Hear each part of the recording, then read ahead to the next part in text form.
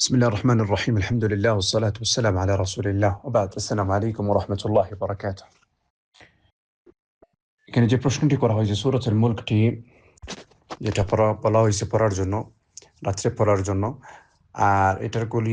পড়ার জন্য কতটুকু ফাজিলত সূরাতুল মুলক পড়ার জন্য অনেকগুলি ফাজিলত আছে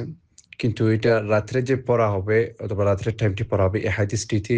অনেক উলামা কেরাম বলেছেন এই হাদিসটি দুর্বল এটার জন্য সূরাতুল মুলকটি পুরা দিনের যে কোনো টাইমে পড়ে ফেলবেন আর সূরাতুল মুলকের সাথে অন্য যে কোনো সূরাতটি পড়বেন এটার সাথে পুরা কোরআনটি তিলাওয়াত করার জন্য চেষ্টা করবেন আর কোরআনের আয়াত মানাতগুলি বুঝবেন এটার সাথে অনেকগুলি ফায়দা হাসিল করবেন কোরআনটি পড়লে এটার উপরে আমল যদি করে না তাহলে এটাতে কোনো ফায়দা হবে না এটার জন্য আমরা কোরআনটি পড়বো এটার সাথে ওই কোরআনের উপরে আমরা আমল করব কোরআনটি খালি যদি পড়তে থাকেন এটা নিয়ে কোনো আমল করা হবে না তাহলে এটাতে কোনো ফায়দা হবে না এটার জন্য যে কোনো একটা আয়াত পড়েন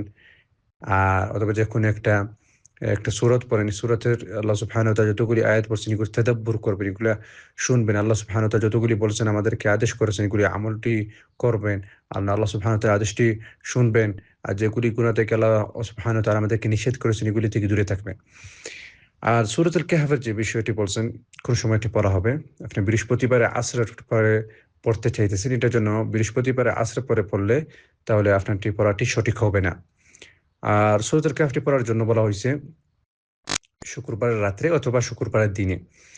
আর রাত্রেটি শুরু হয় সূর্য যে সময় ডুবে যাবে এই সময়টা কি এই রাত্রেটি শুরু হয়ে যায় আর শেষ হবে দ্বিতীয় দিনের সূর্যোদয়ের সময় ডুবে যাবে এটার জন্য সূরাতুল কাহফের টাইমটি শুরু হবে বৃহস্পতিবারে সূর্য যে সময় ডুবে যাবে যে সময় যেটা হলো মাগরিব থেকে আর জুমআর দিনের মাগরিব পর্যন্ত এটার জন্য টাইমটি শুরু হবে সূরাতুল কাহফের টাইমটি পড়ার শুরু করার টাইমটি হলো বৃহস্পতিবারের মাগরিবের নামাজ থেকে আর শেষ হবে জুমআর দিনের মাগরিবের নামাজের আগে শেষ হয়ে যাবে যেটা হলো মাগরিবের আজানের আগে শেষ হয়ে যাবে এটার জন্য এটা টাইমটি শুরু হবে মাগরিবের পরে বৃহস্পতিবারের মাগরিবের পরে আর শেষ হবে জুমআর দিনের মাগরিবের আগে শেষ হয়ে যাবে আশা করি ইনশাআল্লাহ আপনার প্রশ্ন উত্তর পাইছেন ওয়া আখিরু দাওয়ানা আলহামদুলিল্লাহি রাব্বিল আলামিন ওয়া সাল্লাল্লাহু ওয়া সাল্লাম আলা নবিয়িনা মুহাম্মদ ওয়া আলা আলিহি ওয়া সাহবিহি ওয়া সাল্লাম